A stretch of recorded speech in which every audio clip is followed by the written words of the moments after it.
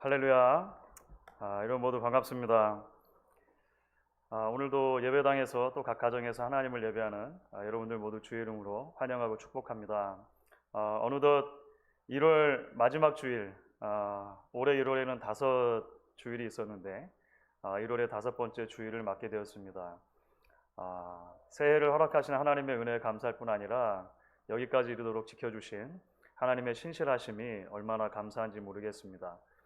오늘부터 시작해서 화요일까지 사실 큰 눈에 대한 뉴스가 있고 또 여러모로 염려되는 부분들도 있겠습니다만, 오늘 예배 가운데 하나님이 주신 은혜가 있기를 기대하고, 또 하나님께서 우리를 품에 품어주셔서 하나님이 주시는 평강과 위로 가운데 우리를 인도해 주시는 복된 예배가 되기를 소망합니다. 이 시간 우리 예배하실 때 우리의 마음을 열고 입을 열어 함께 하나님을 찬양하며 예배 자리로 같이 나아가겠습니다.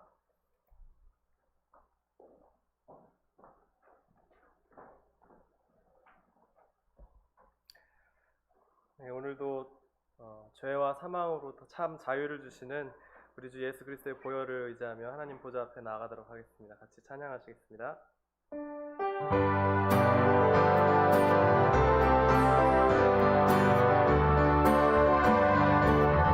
죄에서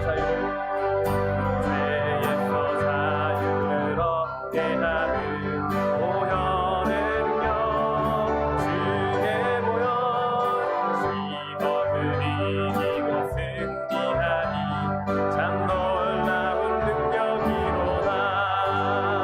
주의 보혈 능력이로다. 주의 피 믿으오. 주의 보혈 그 어린 양의 매우 귀중한 피로다. 죄의 정욕을 이기는 보혈의 능력, 주의 보혈 정결한 마음을 얻게 하니 참 놀라운 능력이로다. 주의 보혈 능력이로다. 주의 피 믿으로. 주의 보혈 그 어린 양의 매우 귀중한 피로다. 눈보다 더 희게 밝히는 것 보혈의 능력, 주의 보혈 정한 모든 것 밝히시니 참 놀라운 능력이로다.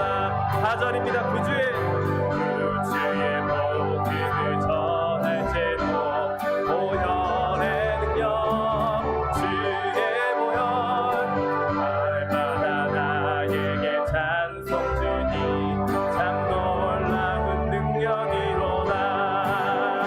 주의 보혈 능력이로다. 주의 피 믿으오. 아멘.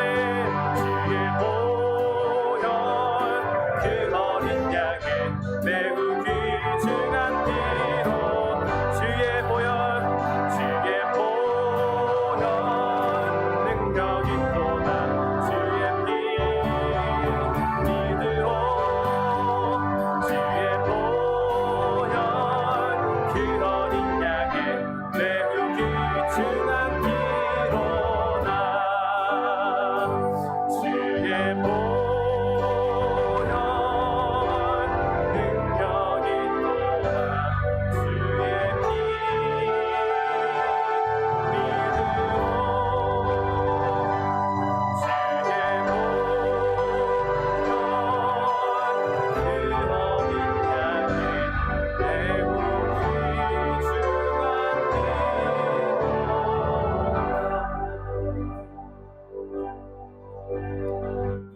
계속해서 저희들을 위해 구원을 이루시는 그 하나님을 믿음으로 고백하며 함께 찬양하시겠습니다.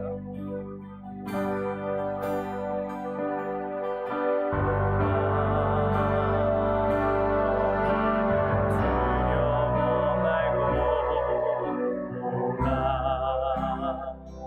너희를 인도한 나를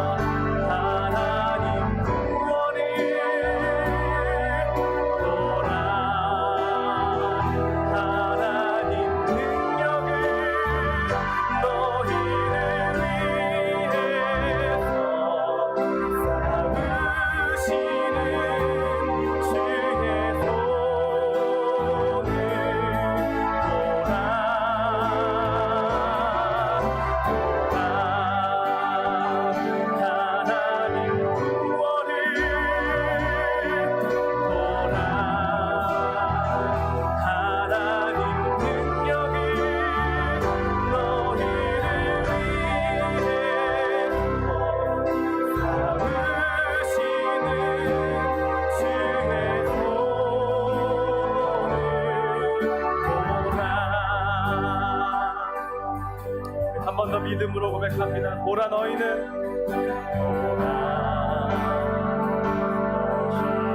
두려워 말고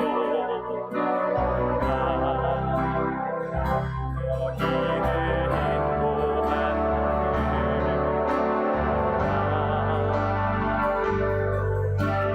지치지 말고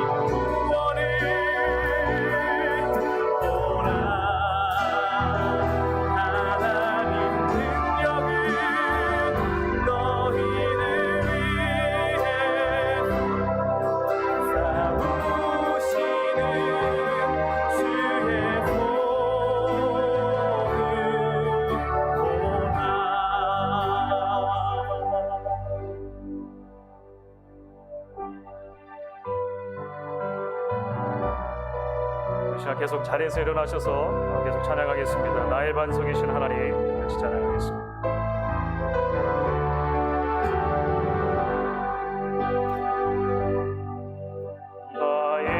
나의 반석이신 하나님, 행하신 모든 것 완전하시네.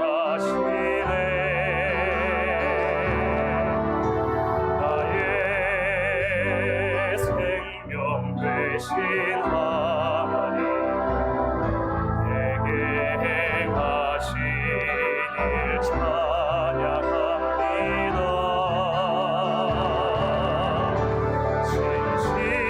진실하신 하나님, 실수가 없으신 좋으신 나의 주,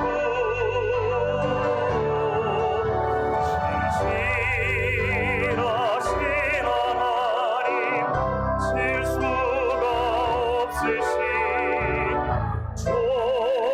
좋으신 나의 주, 나의 반석이신 하나님, 나의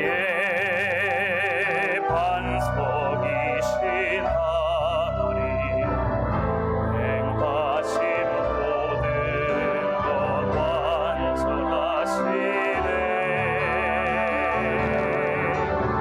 나의 생명 되신 하나님, 내게 행하신 일 찬양합니다.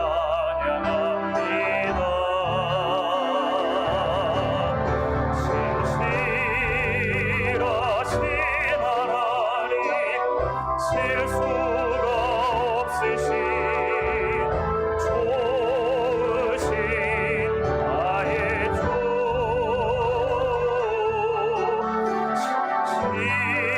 진실하신 하나님, 실수가 없으신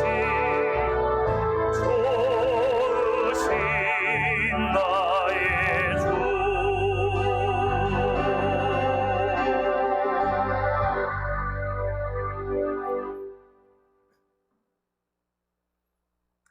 우리를 향하신 하나님의 크고 놀라우신 사랑과 은혜를 인하여 감사합니다.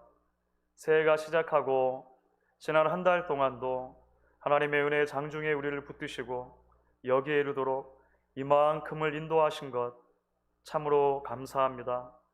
이 시간 1월 마지막 주일 예배로 하나님께 나오며 그 하나님의 신실하심과 성실하심을 우리가 함께 소리 높여 고백합니다. 하나님의 빈틈없으시고 실수 없으신 사랑이 우리를 지키시며 인도하심을 신뢰하게 하시고 오늘도 예배하는 가운데 하나님의 그 풍성한 은혜가 우리 각자의 심령 가운데 깃들 수 있도록 인도해 주시기를 간절히 원합니다. 하나님께서 예수 그리스도 안에서 우리에게 자신의 전부를 기울여 다가오신 것처럼 이 시간 우리도 우리의 전부를 하나님께 기울여 예배하기를 원합니다. 우리를 받아주시고 하나님 이 예배 가운데 이 험악한 세상을 이길 힘을 오늘도 하늘로부터 공급받을 수 있도록 주여 도와 주시옵소서. 모든 것을 주께 부탁드리고 감사드리며 예수님의 이름으로 기도했습니다. 아멘.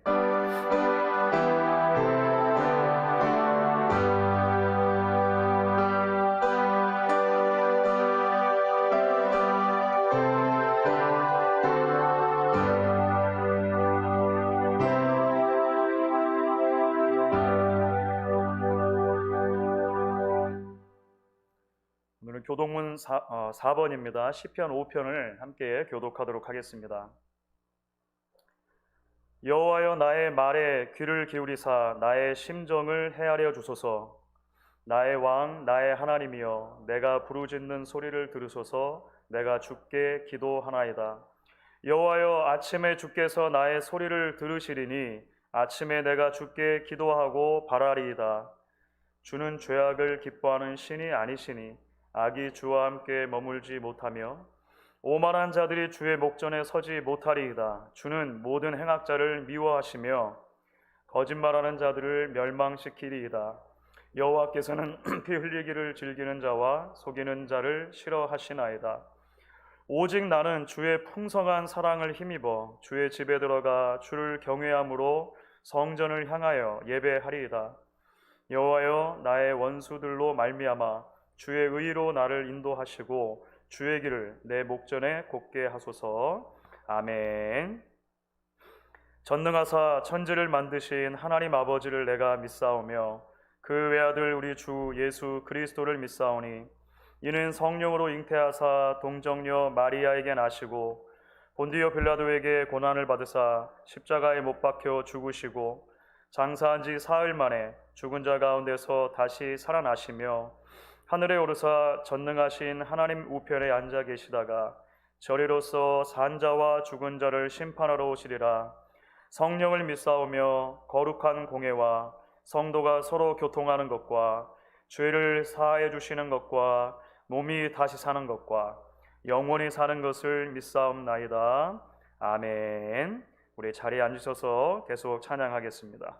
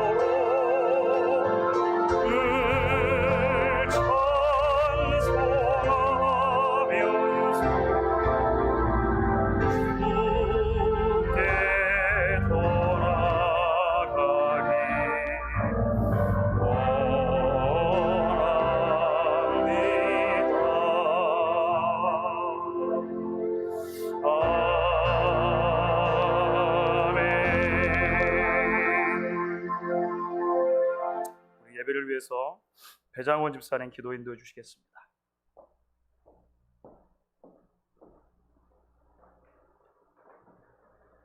아버지 하나님 감사드립니다. 이렇게 불편한 모습으로라도 주님께 예배를 드릴 수 있는 아버지 하나님, 우리들에게 주님께서 우리에게 긍휼과 사랑과 은혜를 더하여 주시옵소서. 어서 아버지 하나님, 어려운 시기가 지나가서 주님께 온전히 예배를 마음 놓고 드릴 수 있는 그날이 올 때까지 우리에게 아버지 하나님 은혜를 허락하여 주시옵소서. 연로하신 성도님들에게 건강과 평안과 위로를 허락하여 주시고, 또 생업에 종사하시는 우리 성도들에게 아버지 하나님 어려움을 잘 극복할 수 있는 아버지 하나님 환경을 허락하여 주시고, 또 우리 공부하는 어린 자녀들에게 아버지 하나님 지혜를 허락하여 주셔서 이렇게 어렵게 공부하는 이 시기를 아버지 하나님 잘 헤쳐나갈 수 있도록 도와주시옵소서. 우리에게 필요한 것은 이 시기에 믿음이 옵니다. 믿음 아버지 하나님 떨어지지 않도록 도와주시고, 또 예배로 인하여서 아버지 하나님 불편한 예배로 인해서 낙오되는 성도들이 없도록 아버지 하나님 일일이 아버지 하나님 우리 챙겨주시는 아버지 하나님 안위가 있게 도와주시옵소서. 이 시간을 빌어 아버지 하나님 목사님에게 하나님의 말씀을 듣습니다. 아버지 하나님, 인자가 이 시간에 아버지 우리에게 임하여 주셔서 목사님의 말씀을 통하여서 아버지 하나님을 만날 수 있는 귀한 예배가 될 수 있도록 도와주시옵소서. 모든 것 감사드리며 예수님의 이름으로 간절히 기도드렸습니다. 아멘.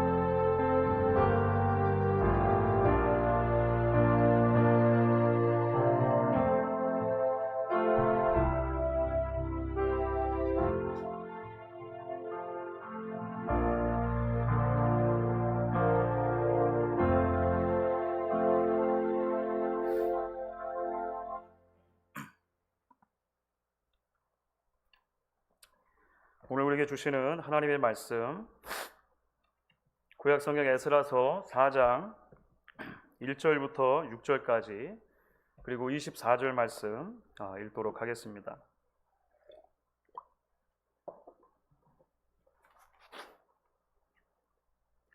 에스라서 4장 1절부터 6절 그리고 24절입니다. 먼저 1절부터 6절을 교독해서 읽도록 하겠습니다. 사로잡혔던 자들의 자손이 이스라엘의 하나님 여호와의 성전을 건축한다 함을 유다와 베냐민의 대적이 듣고 스룹바벨과 족장들에게 나와 이르되 우리도 너희와 함께 건축하게 하라. 우리도 너희같이 너희 하나님을 찾노라. 아수르 왕 에살하돈이 우리를 이리로 오게 한 날부터 우리가 하나님께 제사를 드리노라 하니 스룹바벨과 예수아와 기타 이스라엘 족장들이 이르되 우리 하나님의 성전을 건축하는데 너희는 우리와 상관이 없느니라. 바사 왕 고레스가 우리에게 명령하신 대로 우리가 이스라엘의 하나님 여호와를 위하여 홀로 건축하리라 하였더니 이로부터 그 땅 백성이 유다 백성의 손을 약하게 하여 그 건축을 방해하되 바사 왕 고레스의 시대부터 바사 왕 다리오가 즉위할 때까지 관리들에게 뇌물을 주어 그 계획을 막았으며 또 아하스웨로가 즉위할 때에 그들이 글을 올려 유다와 예루살렘 주민을 고발하니라. 우리 24절 말씀은 한 목소리로 같이 읽어보도록 하겠습니다. 24절. 이에 예루살렘에서 하나님의 성전 공사가 바사 왕 다리오 제2년까지 중단되니라. 아멘. 아멘.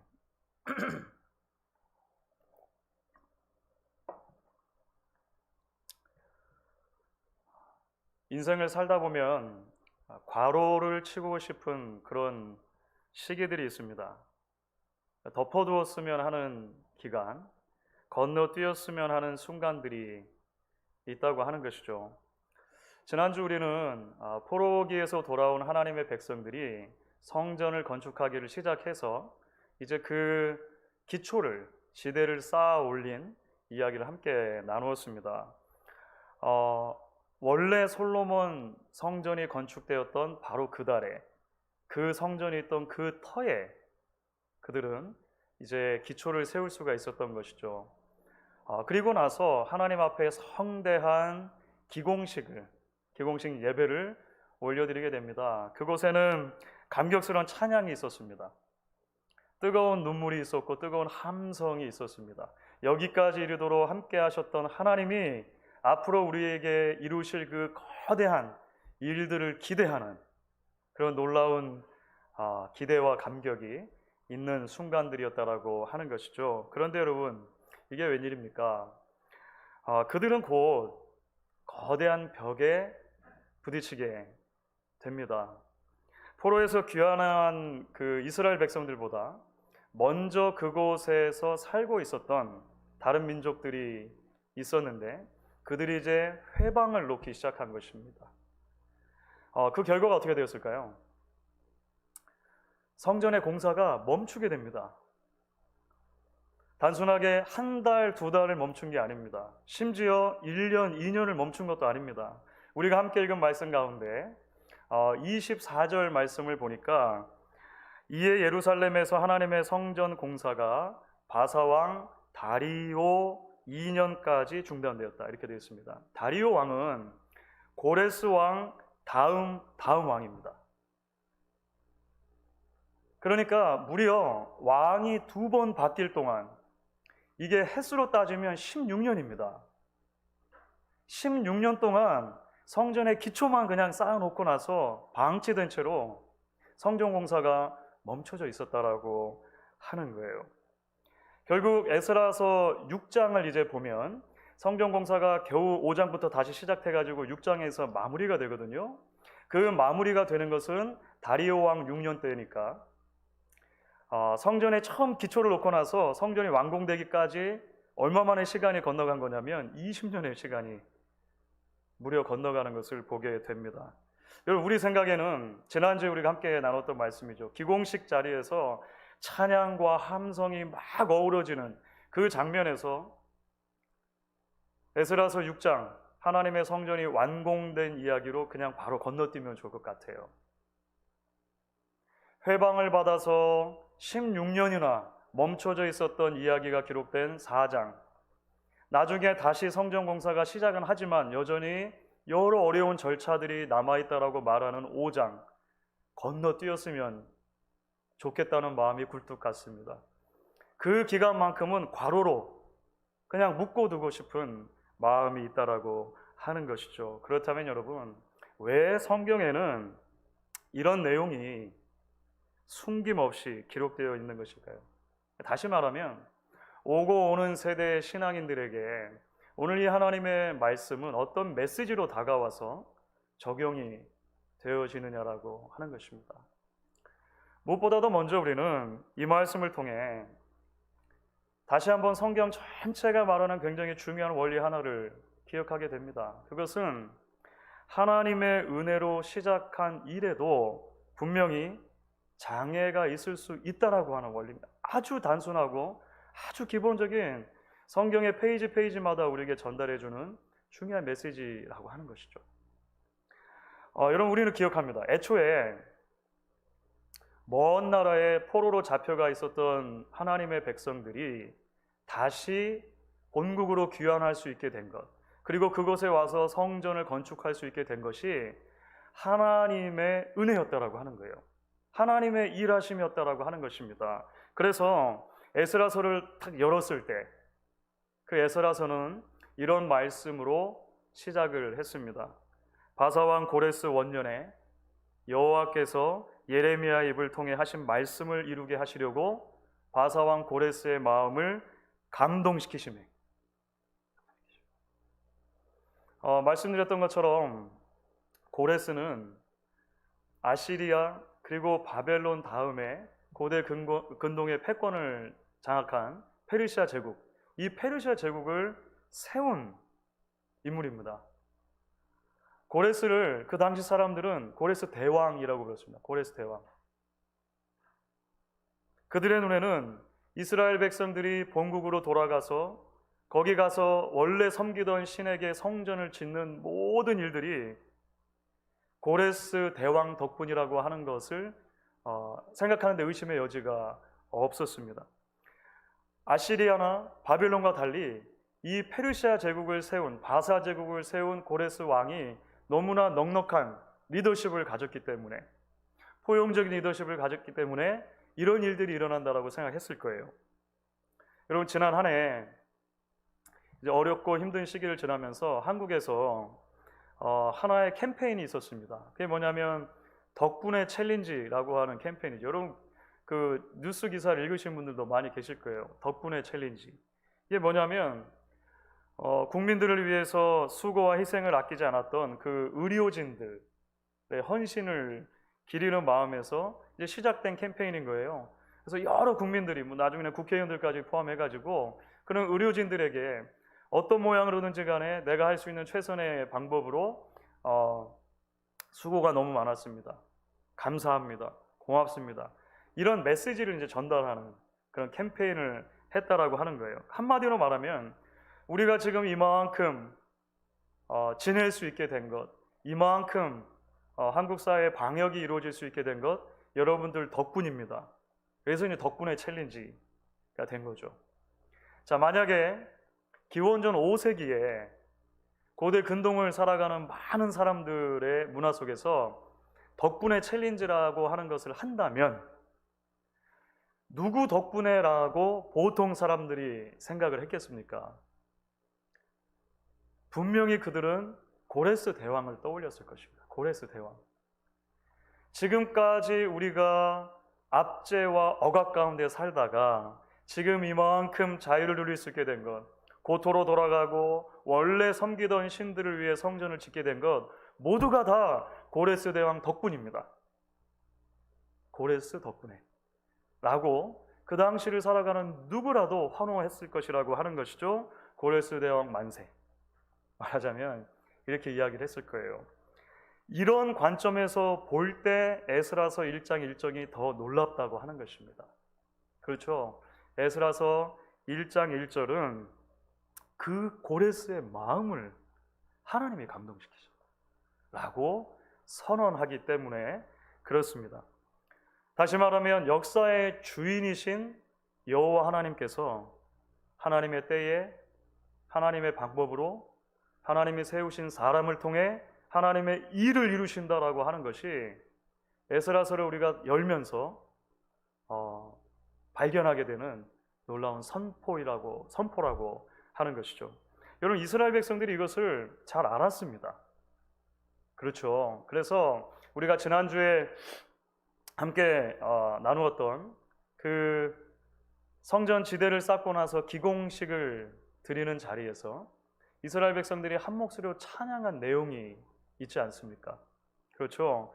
3장 11절에 보시면 이렇게 찬양했죠. 주는 지극히 선하심으로 그의 인자하심이 이스라엘에게 영원하시도다. 한마디로 말하면 무엇입니까? 하나님 덕분입니다 라고 말합니다. 지금 우리에게 일어난 이 놀라운 기적 같은 현실이 하나님이 하신 일입니다. 하나님 덕분에 우리가 이만큼을 왔습니다라고 말하는 거예요.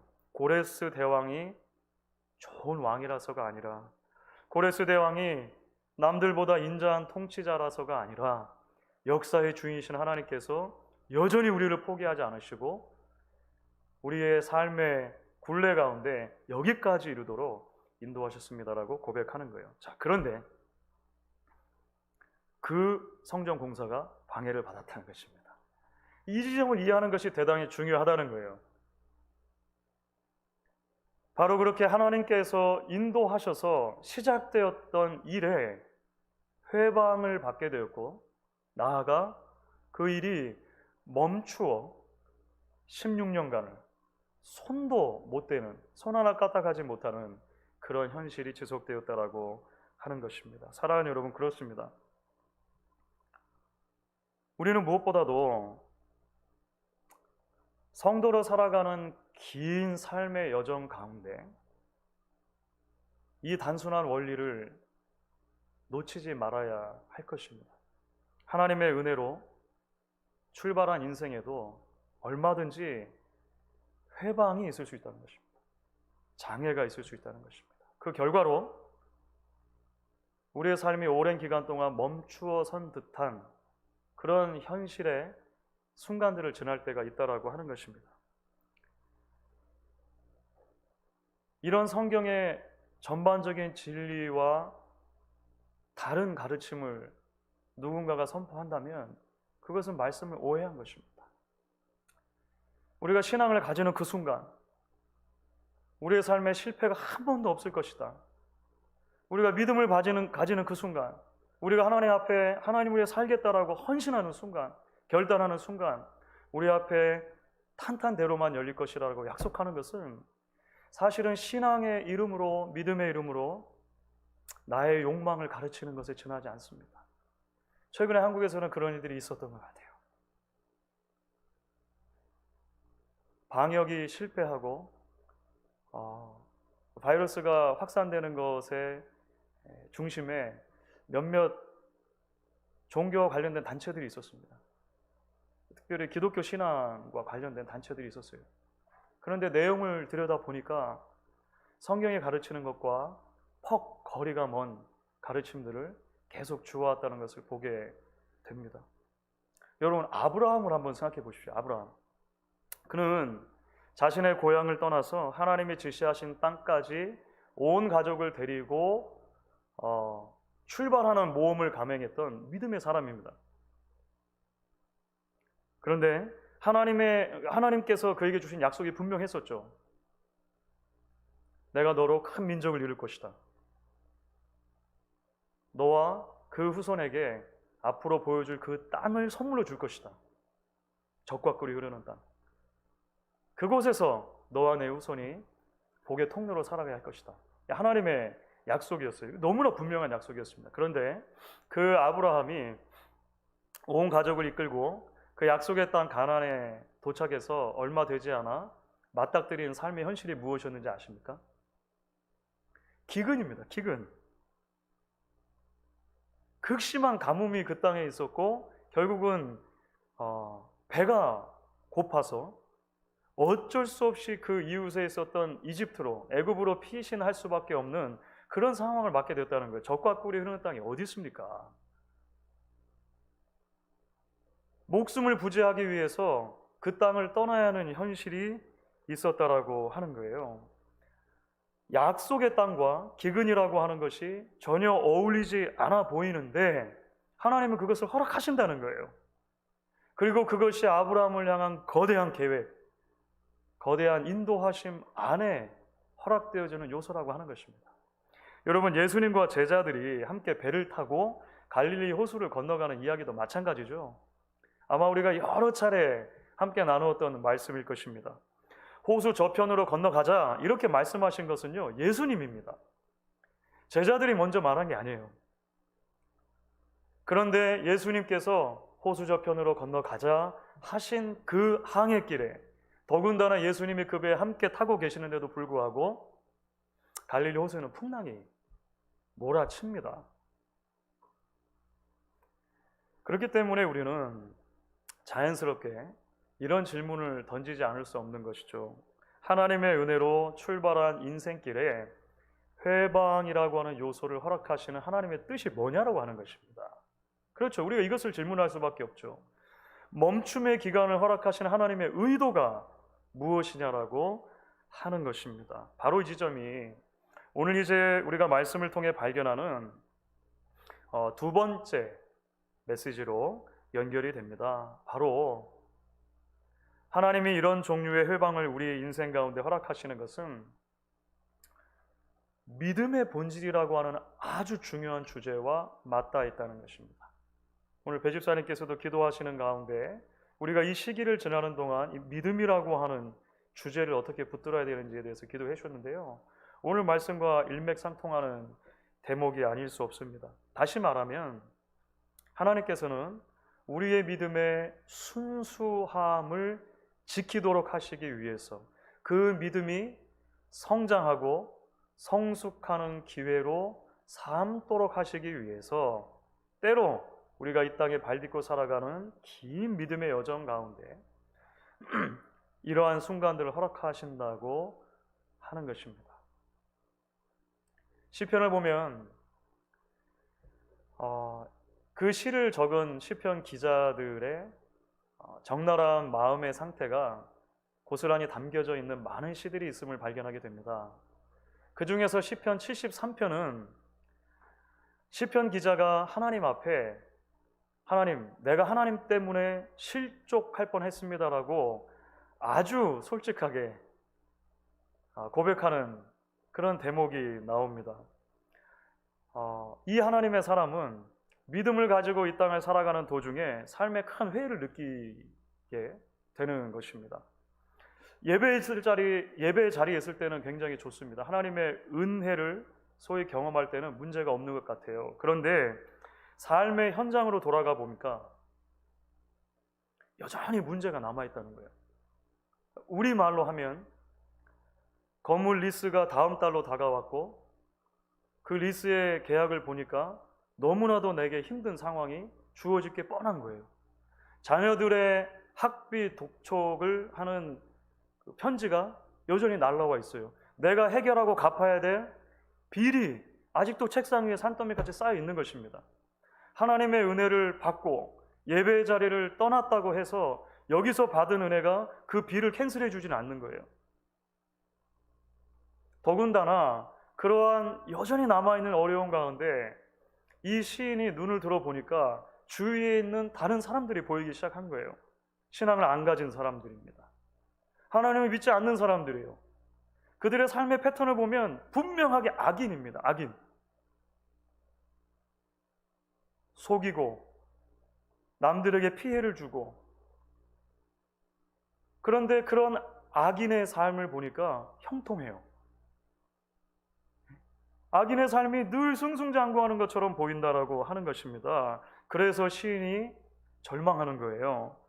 거대한 침체를 경험합니다. 그래서 하나님 앞에 시편 73편을 딱 열면 시인이 푸념을 늘어놓는 장면이 있어요. 하나님, 저는 이제까지 하나님이 마음이 깨끗한 자에게 선을 베푸신다고 믿어왔습니다. 저는 그게 맞는 거라고 생각해 왔습니다. 그런데요, 요즘 보니까 그게 아닌 것 같습니다. 하나님이 사악한 자들에게도 선을 베푸시는 것 같습니다. 어리석은 자들에게도 복을 주시는 것 같습니다. 오히려 나처럼 믿음을 가지고 버둥버둥 거리는 사람들을 하나님이 거들떠보지도 않으시는 것 같아요. 하나님이 제게 무관심한 것 같아요. 솔직히 말해서 하나님께 마음이 좀 상했습니다. 이게 실족한 이유입니다. 여러분, 시편 73편 1절부터 3절은 그런 내용입니다. 그런 내용. 나중에 가면 심지어 이렇게까지 고백을 해요. 하나님, 제가 헛산 것 같아요. 이게 솔직한 시편 기자의 고백입니다. 믿음으로 살면서 저 사람들이 누리는 것은 누리지도 못하고 고생만 더 많이 하는 것 같아요. 하나님, 이게 뭡니까? 이게 나중에 계속 연결되는 시편 기자의 고백입니다. 그런데 여러분, 놀랍게도 그 시는 거기서 끝나지가 않습니다. 시편 73편을 쭉 읽어가다 보면 한 사람의 신앙인이 하나님 앞에서 겪어가는 거대한 신앙의 성장 드라마를 보게 됩니다. 어느 날 예배의 자리에서 깨닫게 됩니다. 그 깨달음이 이 시인에게는 거대한 영적인 각성이었습니다. 각성. 그리고 나서 하나님 앞에 이제 그 시의 후반부로 가면 다시 고백하는 장면이 나와요. 하나님, 죄송합니다. 제가 마치 우매한 짐승과 같은 질문을 하나님께 던졌습니다. 예배 자리에서 하나님을 깊이 경험하고 나니 깨닫게 되는 것이 있습니다. 우리네 인생이라고 하는 것이 이 땅에서의 삶이 전부가 아니라고 하는 것을 나는 분명히 깨닫습니다. 모든 인생이 그 누구도 빠짐없이 삶의 끝에 한 번은 서야 할 것인데, 그 인생의 끝에 섰을 때에 우리의 삶이 어떻게 갈릴지 예배 자리에서 내가 드디어 깨닫게 됩니다. 하나님이 성실하신 것이 맞습니다. 하나님이 신실하신 것이 맞습니다. 하나님의 성실하심과 신실하심이 나를 떠나지 않는 것을 기억합니다. 하나님이 나의 기업입니다. 하나님이 나의 반석입니다. 이렇게 고백을 하게 됩니다. 로이드 존스 목사님이 이 시편 73편에 대해서 본인이 섬기던 교회에서 연석 설교를 하십니다. 시편 73편만 가지고 11번 설교를 하시거든요. 그 11번 설교한 것이 모여서 책이 되는데 그 책의 제목이 뭐냐면 믿음의 시련입니다. Faith on Trial. 믿음의 시련. 아주 좋은 책입니다. 요즘에도 계속 나오는지는 모르겠어요. 너무 좋은 책들이 요즘에는 잘 안 팔리면 절판을 많이 시켜가지고 굉장히 안타까운데 이건 굉장히 좋은 책입니다. 여러분, 아브라함의 경우도 마찬가지죠. 말씀드렸던 갈릴리 호수를 건너는 이야기도 마찬가지입니다. 여러분, 모든 이야기들을 자세히 들여다보시면 그 이야기에는 핵심 주제가 있습니다. 그것은 믿음이라고 하는 주제입니다. 믿음. 기근을 허락하신 것도, 심지어 100세에 겨우 낳은 아들 이삭을 번제로 드리라고 하신 것도 모두가 다 아브라함의 믿음이 계속해서 순전한 상태로 유지되고 하나님만을 의지하도록 성장하고 성숙한 믿음으로 인도하시려는 하나님의 의도였다는 것을 보게 돼요. 갈릴리 호수를 함께 건너는 이야기도 마찬가지입니다. 그 풍랑이 이는 자리에서 제자들이 예수님을 깨웠을 때 예수님이 그들에게 던지신 첫 마디는 이것입니다. 너희 믿음이 어디 있느냐? 이것은 전부 다 믿음과 관련된 문제라고 하는 것을 성경이 이야기하는 것이죠. 사랑하는 여러분, 하나님께서 이스라엘 백성들에게 회방을 허락하신 것도 마찬가지 이유라는 것을 우리가 말씀을 통해 발견하게 돼요. 하나님은 오랜 포로 생활 끝에 돌아온 당신의 백성들이 이제 새로운 믿음 공동체를 시작하려고 할 때 그 초기에 계속해서 승승장구하는 그림을 허락하시는 것이 아니라 회방을 허락해 주십니다.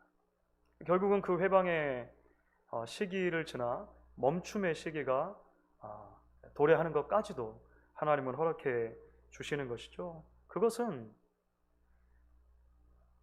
그들의 믿음이 조상들의 믿음과 다르기를 원하시는 하나님의 의도가 숨겨져 있는 것입니다.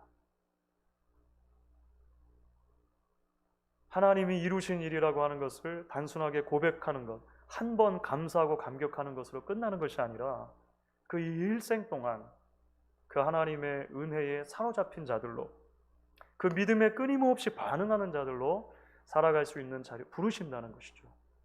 감추어진 하나님의 축복이라고 이야기할 수 있을 것입니다. 자, 그렇다면 여러분, 에스라서 느헤미야서 말씀 가운데 하나님의 백성들이 실제로 이 하나님의 그 허락하심에 어떻게 반응을 했을까요?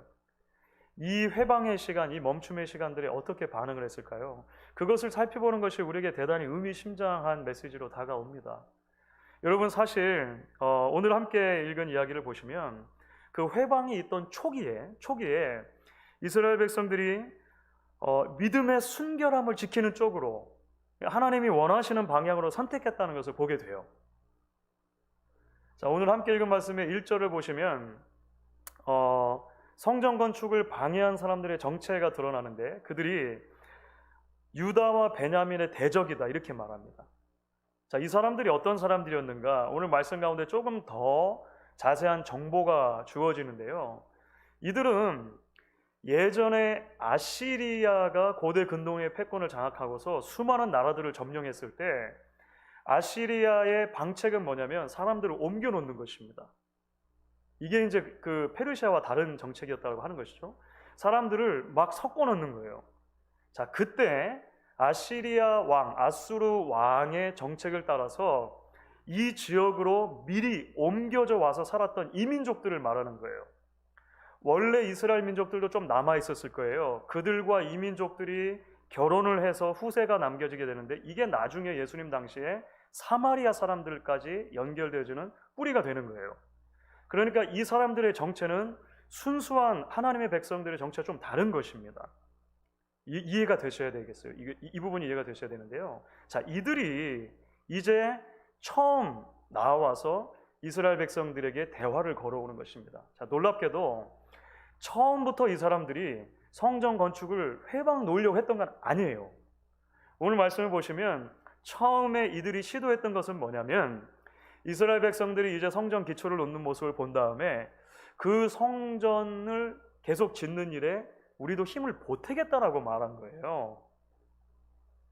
처음에 그래서 이스라엘의 리더들에게 와서 그들이 말합니다. 우리는 그 옛날 아수르 시대부터 이곳에 옮겨와 살던 민족들의 후예입니다. 우리도 당신들이 섬기는 그 여호와라고 하는 신을 알고 있습니다. 알고 있을 뿐만 아니라 우리가 그 여호와를 위해서 지금까지 제사도 드려왔습니다. 그러니 당신들이 이제 그 여호와를 위해서 성전을 짓는데 우리도 좀 도와주겠습니다. 우리가 힘을 보태겠습니다. 어떻습니까? 이렇게 제안을 했다는 거예요. 자, 여러분, 귀가 좀 솔깃해지는 제안이죠. 이스라엘 백성들이 포로에서 돌아온 다음에 사실은 그들은 여전히 약함을 가지고 있는 사람들이었습니다. 한계가 있어요. 일손이 말하자면 부족한 것이죠.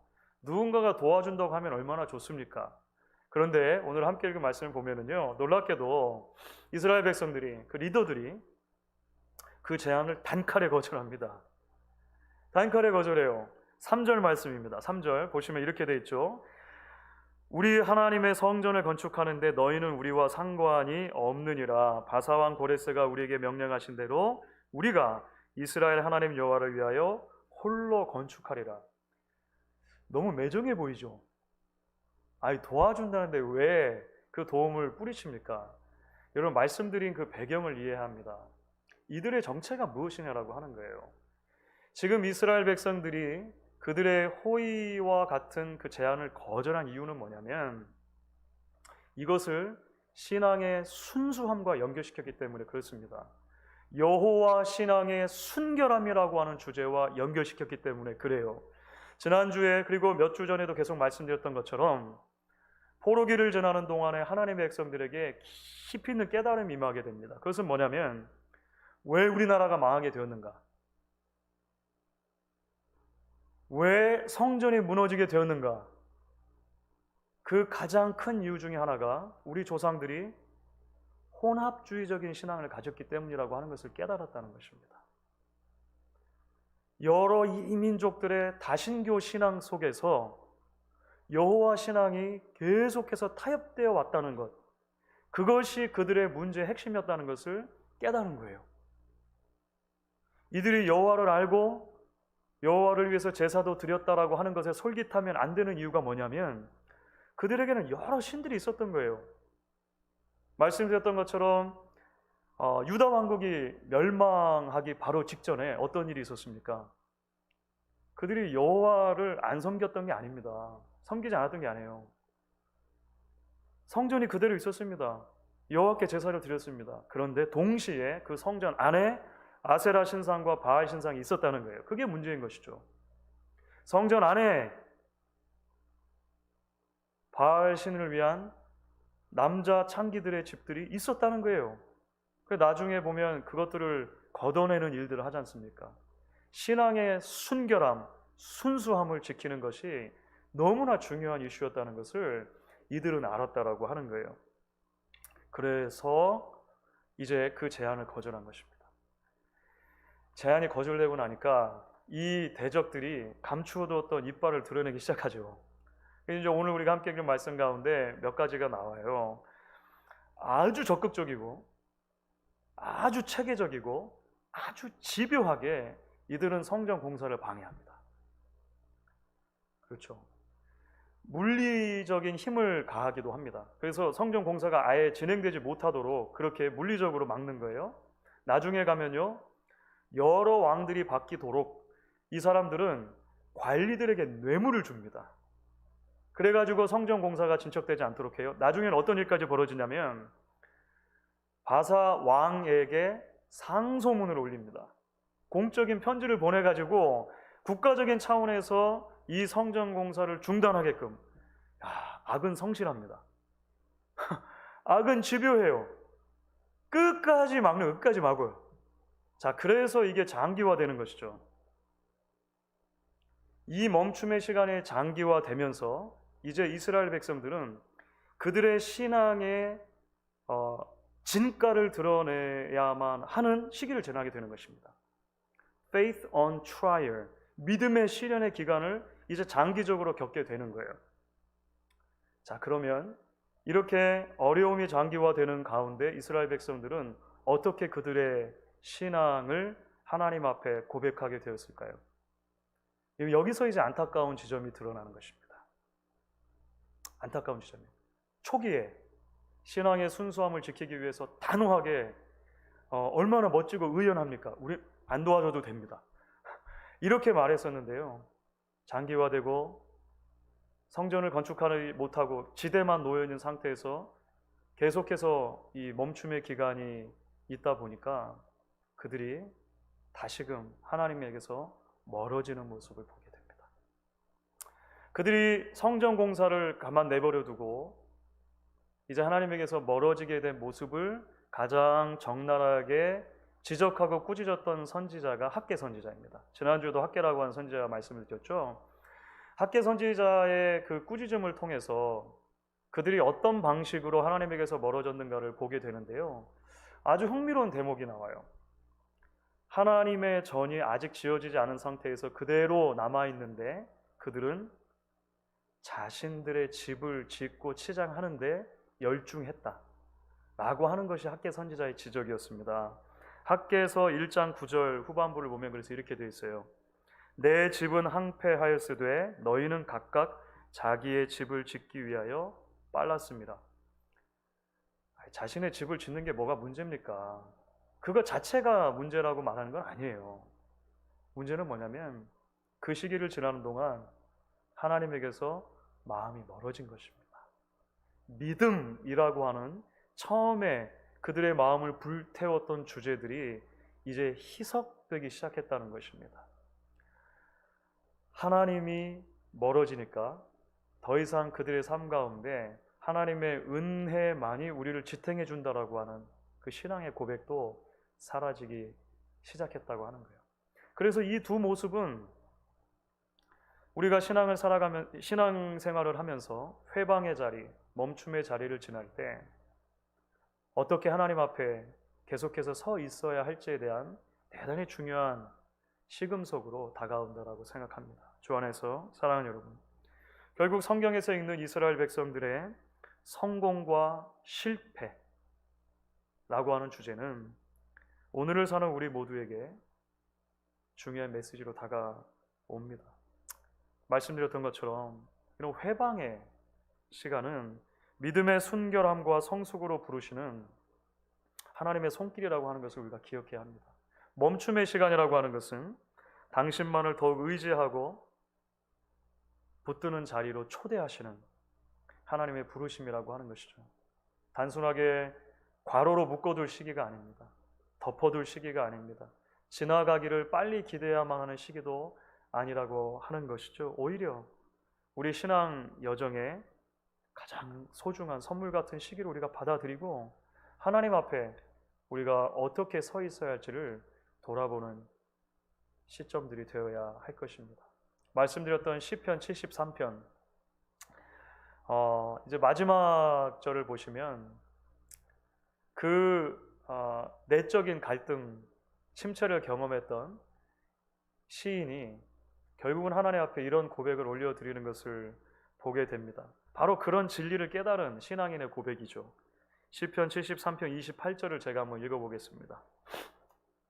하나님께 가까이 함이 내게 복이라. 내가 주 여호와를 나의 피난처로 삼아 주의 모든 행적을 전파하리로다.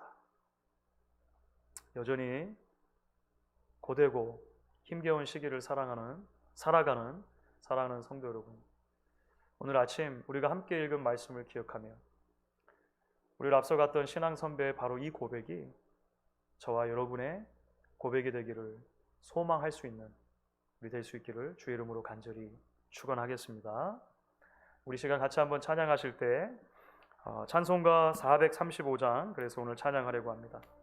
나의 영원하신 기업 생명보다 귀하다. 나의 갈 길 다가도록 나와 동행해 주십시오. 주님께로 더 가까이 가기 원합니다. 우리 고백을 담아서 이 시간 한번 찬양하겠습니다.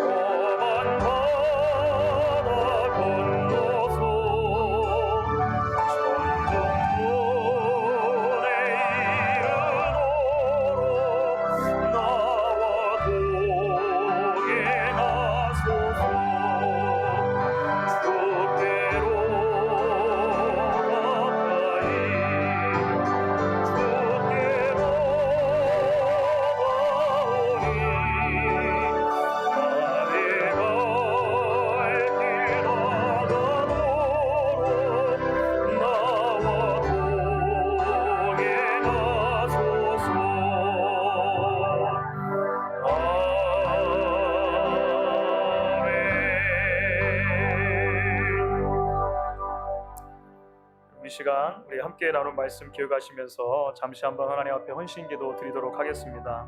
하나님, 하나님의 은혜로 시작한 길, 우리 믿음의 길에 여전히 장애와 회방과 멈춤이 있을 수 있음을 다시 한번 말씀 통해 기억합니다. 지금 우리가 지나고 있는 장기화되는 팬데믹도 일종의 그런 장애이기도 하고 멈춤이기도 하고 시련의 기간이기도 할 것입니다. 이 시간이 우리의 믿음을 연단하시는 하나님의 손길임을 다시 한번 기억하고 하나님 우리에게 믿음 주시기 원합니다. 우리 믿음이 성장하고 성숙하기 원합니다. 하나님 앞에 날마다 믿음의 결단으로 나아갈 수 있게 하소서. 하나님이 나의 기업이심을 날마다 고백하게 하소서. 여러분 오늘 말씀 기억하시며 우리가 하나님 앞에 고백하고 기도하는 시간, 이 시간 잠시 갖겠습니다. 하나님 아버지 감사합니다. 오늘도 하나님께서 우리를 예배 자리로 부르시고 초대하신 하나님 말씀 속에 우리에게 다가와 주셨습니다. 하나님 우리가 발딛고 살아가는 인생에 하나님 아버지 우리의 믿음의 길에 던지는 것입니다. 다시 한번 하나님 발견하게 하시고 붙들게 하시고 우리로 하여금 하나님 이 말씀 안에 도전받게 하시니 감사합니다. 주님 하나님 아버지 하나님 앞에 참 우리로 하여금 믿음의 결단 날마다 내리시고 하나님 은혜를 주시기를 주여 간절히 소망합니다. 하나님 하나님과 동행하는 길, 하나님과 함께 걸어가는 길, 하나님께서 참 지나게 하시는 삶의 여러 구간들을 믿음으로 걸어가게 하시고 믿음으로 반응하게 하시고 하나님 앞에 결단하며 하나님 선수에 주님 우리와 동행하시고 우리를 주시기를 간절히 소망합니다. 하나님이 나의 기업임을 우리가 기억하게 하옵소서. 우리로 하여금 날마다 믿음으로 주께 바라보시고 하나님 사랑하는 우리 앞에 곁에서 모든 주의 백성 하나님 주님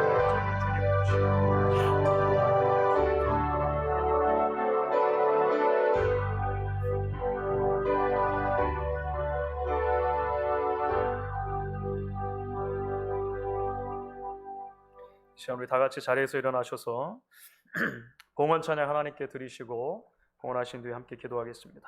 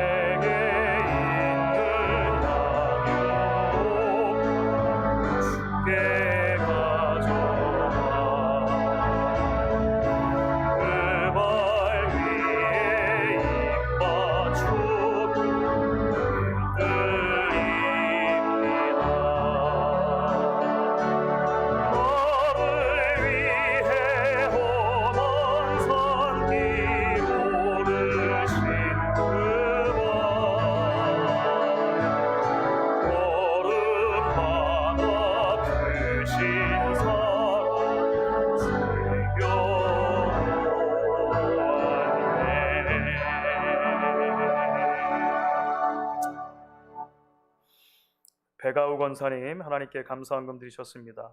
실로암 선교회 선교헌금 드리셨고 또 선교헌금 드리신 손길이 있습니다. 함께 기도하겠습니다.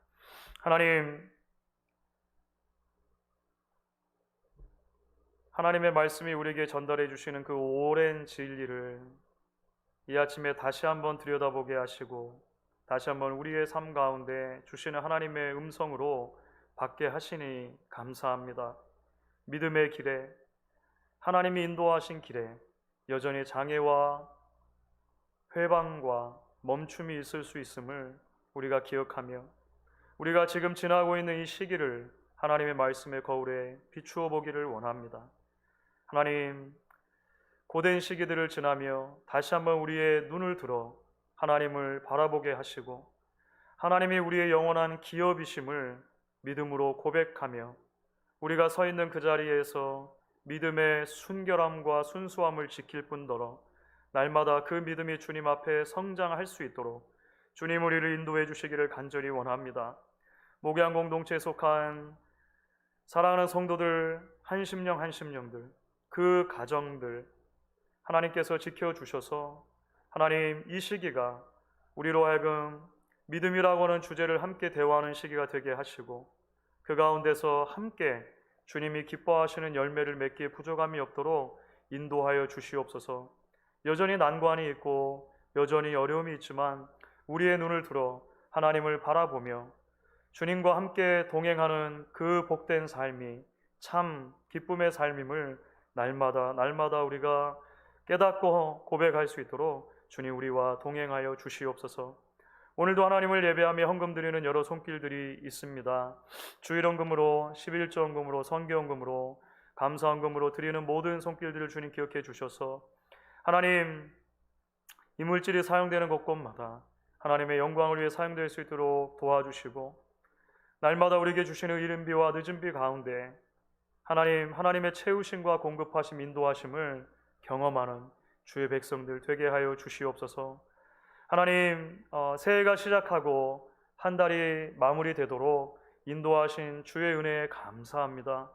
남은 11개월도 주의 손에 의탁하기를 원합니다. 주님 여기에 이르도록 함께 하신 에베네셀의 주께서 날마다 우리와 동행하심을 기억하며 매일매일 삶의 가장 구체적인 자리를 주께 내어드리는 우리의 삶의 운전대를 주님 앞에 내어드리는 하나님 우리의 신앙의 결단들이 날마다 있게 하여 주시옵소서.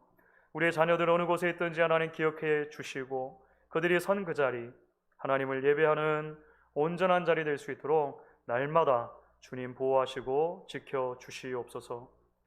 지금은 우리 구주 예수 그리스도의 크신 은혜와 하나님 아버지의 극진하신 사랑과 성령 하나님의 교통하심이 함께 모여 예배하는 가운데 주신 은혜를 마음에 간직하고 날마다 주님 안에 머물러 있으며 주님 안에 우리에게 주신 믿음의 시련의 기회들을 지나가기를 결단하는 사랑하는 모든 주의 백성들 머리 위에 그들의 가정과 사업터와 이 아름답고 복된 목양 공동체 위에 지금부터 영원토록 함께 하시기를 간절히 축원하옵나이다. 아멘.